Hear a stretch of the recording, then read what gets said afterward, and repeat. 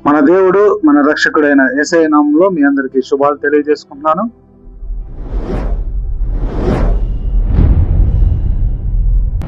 ఈ మే నెల 18వ తేదీన దేవుడు మనకు ఒక వాగ్దానాన్ని బయలుపరుస్తున్నాడు. ఆ వాగ్దానాన్ని చదువుకొని మన జీవితంలోకి స్వాధీనపరచుకుందాం.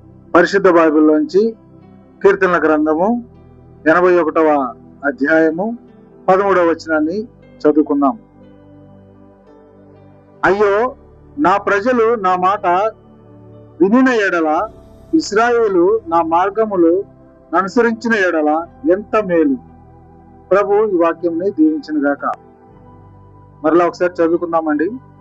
అయ్యో, నా ప్రజలు నా మాట వినిన ఎడల, ఇశ్రాయేలు నా మార్గములు అనుసరించిన ఎడల ఎంత మేలు. దేవుడు ఈ మాటను ఈరోజు మనకు తెలియపరుస్తున్నాడు. ఇశ్రాయేలు ఆయన మార్గాన్ని అనుసరిస్తే ఎంతో మేలు. అయితే వారు మాత్రం దేవుణ్ణి ఎరుగకుండా ఆయన చేసిన మేలులు పొందుతూ 40 సంవత్సరాలు అరణ్యంలో ప్రయాణం చేస్తూ కూడా దేవుణ్ణి గుర్తెరగట్లేదు.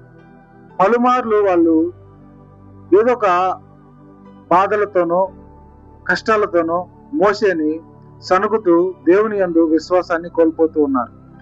అయితే ఇక్కడ కీర్తనలో ఇశ్రాయేల్ గురించి ఎందుకు రాయబడిందంటే, వాళ్ళు పలుమార్లు పాపం చేస్తూనో లేదా దేవుణ్ణి విసర్జిస్తూనో తప్పులు చేస్తూనో వాళ్ళు జీవితాన్ని కొనసాగిస్తున్నారు, వారి యొక్క ప్రయాణాన్ని కొనసాగిస్తున్నారు.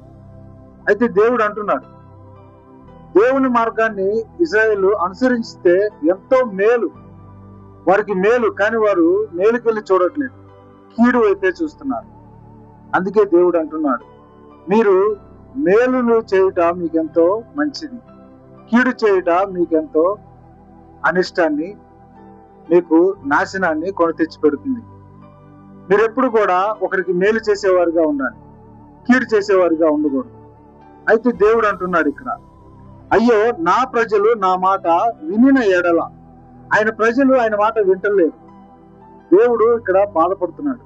నా ప్రజలు నా మాట వినిన ఎడల వారికి ఎంతో సంతోషము, ఎంతో నిబ్బరము, ఎంతో ఆనందము కలుగుతుంది. అయితే ఇశ్రాయేల్ ప్రజలు ఇక్కడ దేవుని వైపు చూడట్లేదు కాబట్టి ఈ మాట ఇక్కడ రాయబడి ఉంది. వారు ఆయన వైపు చూసి ఆయన మార్గాన్ని వారు గాని అనుసరిస్తే వారికి ఎంతో మేలు.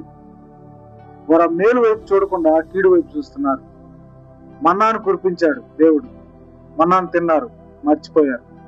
బండ నుంచి నీళ్ళు ఇచ్చాడు, నీరుని తాగారు, మర్చిపోయారు. ఆఖరికి ఈ మోషే గారు కొండ మీదకి వెళ్ళి ప్రార్థన చేస్తుంటే వారు వారి దగ్గర ఉన్నటువంటి బంగారాన్ని కరిగించి ఒక దూడం చేసుకొని, ఈమె మనల్ని ఐగుప్తు నుంచి ఇశ్రాయేల్ మనల్ని నడిపిస్తుంది అని వారు ఒక విగ్రహానికి వాళ్ళు అంగు ఆర్పాటాలు చేసి పూజిస్తున్నారు.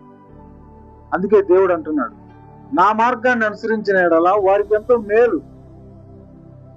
ప్రియమైన దేవుని బిడ్డలారా, ఈ రోజు మీరు దేవుని మార్గాన్ని అనుసరించి ఆయన మార్గంలో మీరు ముందుకు కొనసాగితే మీకును మేలు కలుగుతుంది.